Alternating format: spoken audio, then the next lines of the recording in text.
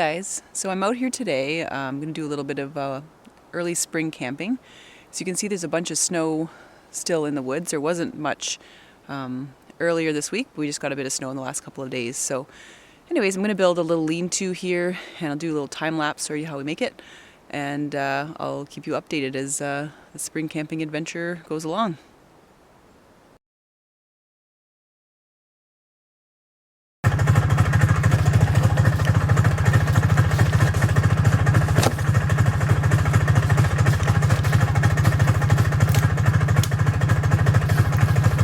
See, I'm collecting the balsam fir boughs. I'm just getting them sort of in the forest here and using my little pelican toboggan. Got a setup that I got from an idea from PineMartyn. So what you do is you sort of drill, some holes, in the side of the pelican. Put in some eye hooks. So if you want to strap something in, you can do that. And on this end, an eye hook here. You can see mine, other one fell out, but I've got some carabiners and some steel wire here. I've got them crimped. The steel wire goes actually all the way up underneath this this tubing here, this plastic piping. And you can actually use this, I just got it clamped on the back here, the Bravo, but you can actually clamp this onto your backpack belt, and that's what PineMartyn did when he did some winter camping, and I got that idea several years ago, and it's actually worked out really well. So especially when you're getting lots of stuff, or when you're hiking in spring camping, you can put all your gear in there. And like I said, this just goes and clamps onto the side of your backpack belt, and I cross them over so that if you're going down a hill, it's not gonna, the sled's not gonna skid up and whack you in the back of the ankles. So anyway, just thought I'd share that with you. And thank you, PineMartyn, for that idea. Don't lose my load. Wide load.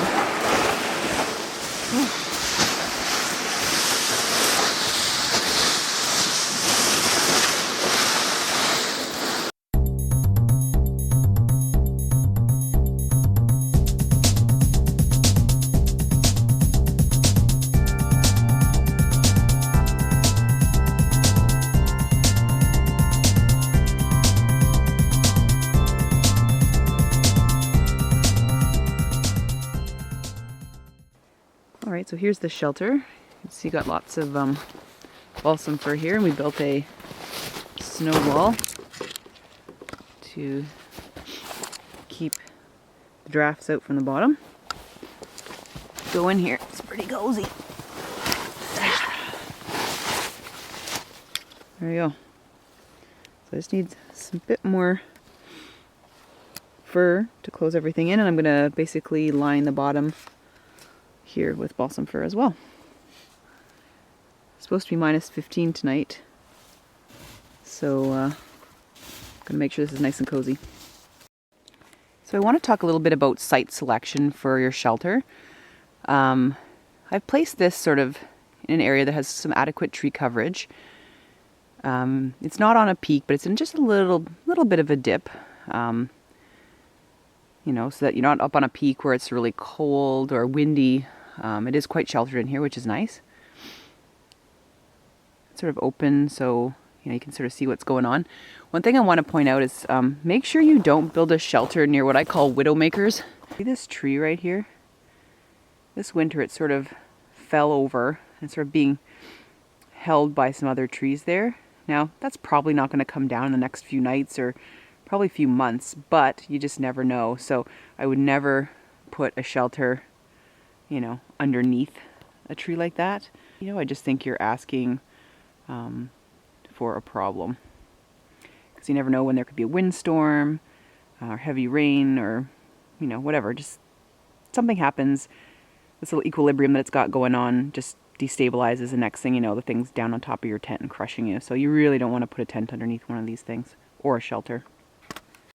I've sort of situated this shelter strategically near a bunch of fallen trees.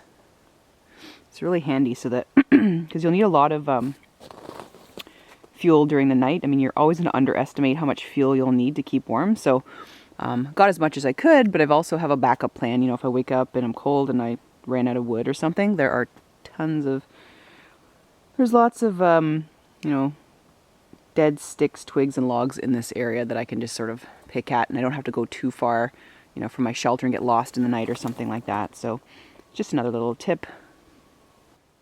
And with the shelter, another thing I'd recommend is making sure that the back of it sort of faces into the wind. So the wind would be coming this way.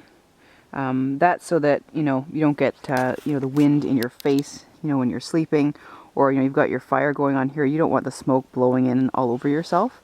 So it's a good idea to figure out which way the prevailing wind is coming from and make the back on that side of it, so that when the wind comes, it's going to get blocked, you know, by your leaves and by, so you can see my little snow wall here that I've got all the way around, so that no air kind of sucks underneath. Ideally, I'd have a little bit more coverage there with the balsam fir, but I think I'm gonna be okay. I've got lots of warm clothes. What I'm doing is I'm nesting. I don't have one of those sleeping bags. You know, those mummy bag, whatever, that go down to like -20 or whatever. But what I have is a regular sort of sleeping bag that I've had from Coleman for a long time. And I'm just nesting a summer sleeping bag within it. So that'll take it down to the necessary temperature. Plus I'm wearing sort of some heavy, you know, like a farm suit there. So that'll be kind of like, like really thick pajamas. And I'm going to wear my, the liners from my boots. So that will definitely, you know, keep me warm tonight. Not too worried about it, but between that and the fire, we should be good. There are really neat sleeping bag liners that you can get now, that instead of buying a $300, you know, winter sleeping bag, along with your sort of, you know, 2-season, 3-season bag, it can extend the rating of your bag, you know, 5, 7, 11, or 15 degrees below what you've already got going on.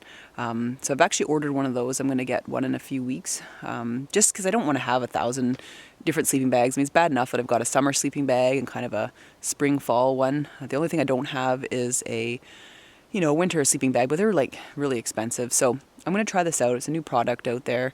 I mean, they've been around for a while, but it's new to me. So I'm going to check it out.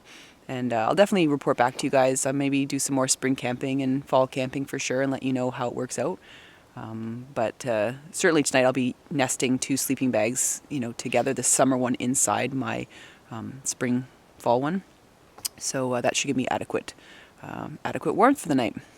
All right, so it is ready. So we get the sleeping bags all unfurled and everything, but got the mats, some random gear and stuff.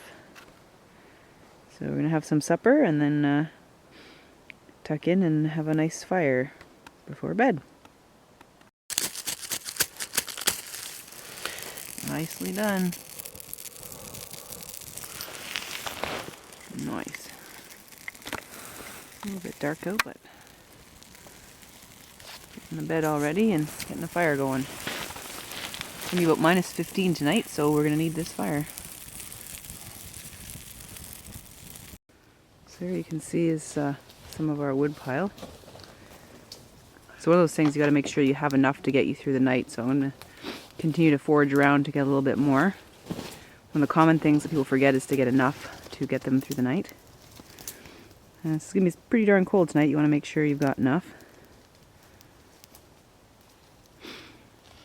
Also, make sure you're warmly dressed.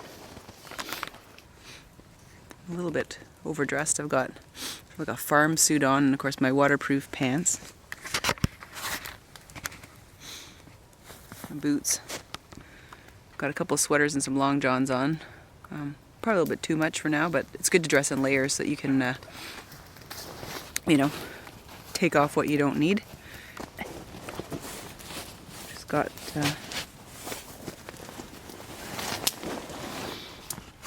some of these thin foam mats. I've got underneath I've got some balsam fir, just for padding and insulation, and one of these little 1/4-inch foam mats. On top I've got sort of self-inflating mats, a little bit easier on the back. Of course I'll put the bags out when they're ready, and gear and stuff. Got a little snow bank wall there so we don't get draft around our head. And of course all the A little flashlight up there for the night. It's gonna be nice and cozy, I think. That's what I hope. Well, the fire is roaring, so that's good.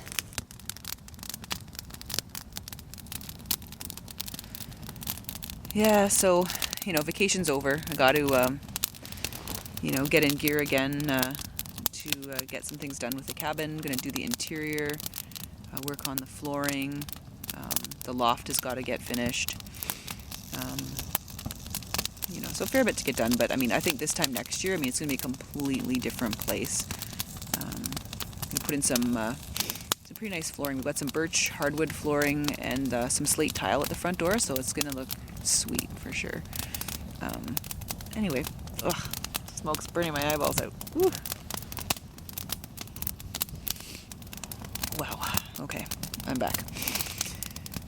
Yeah. So I don't know how many of you guys like doing spring camping. This is sort of a little bit winteresque, actually.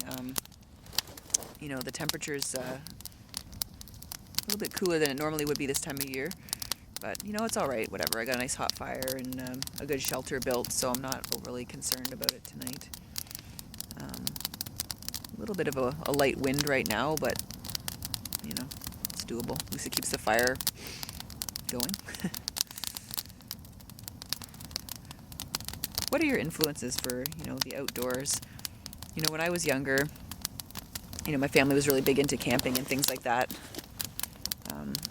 You know, I grew up in the south, in the southern Ontario, and I would do all my summers up north on Manitoulin Island. I don't know if any of you are from there or have been in that area. But it's a really, really beautiful country, so that really influenced me, you know, camping there for many, many years. So I was kind of a southern kid, northern at heart, I guess. And I used to read a lot of outdoors books and things like that. One of my favorite books that I read was a kid, and if you've got a young child who is really into the outdoors and you're looking for, you know, a good book for them to read, it's called My Side of the Mountain, and it's about a young boy who goes and lives off in the Catskill Mountains, and he has a peregrine falcon, and it's just all kinds of cool stuff like that, you know, just sort of living on his own up in these mountains. And there's actually a series that she made, you know, from all those books. There's actually, I think, 3 of them in the series. Actually, as an adult, I read them again because I thought, you know, these are really cool books. Anyway, so it's good young adult reading and stuff like that for anyone who's interested in outdoors. So I'm always learning about stuff, you know, and learning from you guys too, and all your channels and all the cool things that you get up to. Of course, I'm just sharing with you what I do. But it's fun. It's always fun to learn new things and do new things, and you know, just get out there and try stuff. You know, if you've never been, you know, spring camping or winter camping, you know, do some research. You know, try it out. It's really unforgettable. And I've done quite a bit of crown land camping in our area as well, and it's neat. You know, you just look at, you know, Google Earth, and you know, there's like the Crown Land Atlas that I think I may have discussed with you guys before. I'll put a link to it below. You can just sort of figure out where, you know, some land is in your area, and you can just go camping on it if you don't have land of your own or anything like that. But you know, if this is you don't have to go hardcore like this and make a lean-to and things like that. I mean, if you're into, you know, a lot of my childhood I spent sort of camping in trailers and things like that, and that's fine too. Just, you know, just get started. Start somewhere. Start with your comfort level and expand from there. You know, it's possibilities are limitless with this. You can do whatever you want. Just make sure you're safe about it, and you know, do your research. And you know, there's certainly lots of different you know, places that can teach you a lot of outdoor skills and things like that. So I mean, even as young people starting out in Girl Guides, Scouts, things like that, if you don't have anyone in your family who can take you out and do something like this, it's really neat. While I'm out here, I want to do a couple of shout outs to a couple of channels that I think are pretty awesome. First one I'll start with is PineMartyn. He and his wife are avid outdoors people, and I've been following their channel now for many years. Lots of wonderful stuff on there, you know, lots of good tips and tricks, and you know, I remember there's a really awesome video they did on wild edibles too, which was great, and winter camping, crown land camping, things like that. So definitely check out their channel. It's awesome. It's been around for some time, and it's quite good. Very good content there. The second person I wanted to give a shout out to, second channel, is Bushway. I don't know if you know about his channel, but he's a guy from northern Saskatchewan, and got some very interesting content and very good video editing too, if you're into that as well.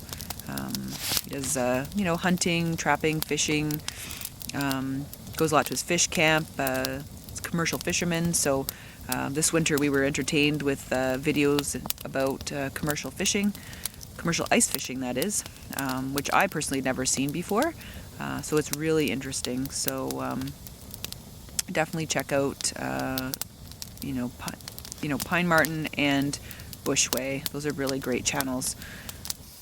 So I'm just going to you know, finish my tea here and batten down the hatches for the night. I've got the sleeping bags all ready.